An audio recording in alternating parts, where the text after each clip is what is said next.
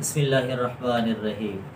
ذوالحجہ کے پہلے عشرے میں تکبیرات کون سے دن سے شروع ہوں گے اور کس دن ان کا اختتام ہو جائے گا؟ اجر و ثواب کے متلاشی لوگ اور تمام احکامات پر عمل کرنے والے لوگ اس جواب کو ضرور یاد بھی رکھیں، عمل بھی کریں، اور تکبیرات کا عمل انتہائی اہم عمل ہے، اس کو وہ دہراتے بھی رہیں۔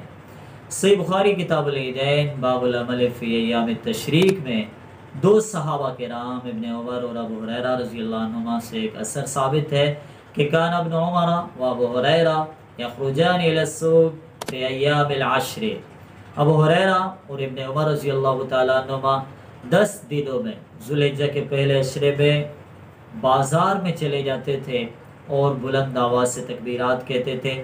وَيُكَبِّرُ النَّاسُ بِتَكْبِيرِهِمَا، ان دونوں کی تکبیر سن کر لوگ بھی تکبیرات کہا کرتے تھے۔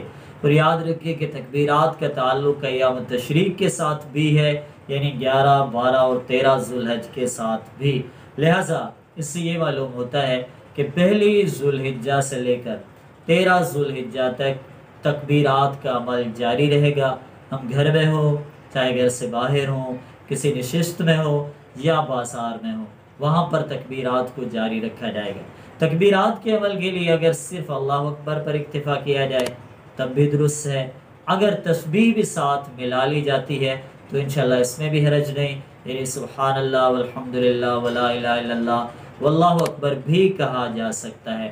یا پھر ایک طرح کے الفاظ جو معروف موجود ہیں، اللہ اکبر لا الہ الا اللہ اللہ اکبر وللہ الحمد، یا یہ الفاظ بھی کہے جا سکتے ہیں۔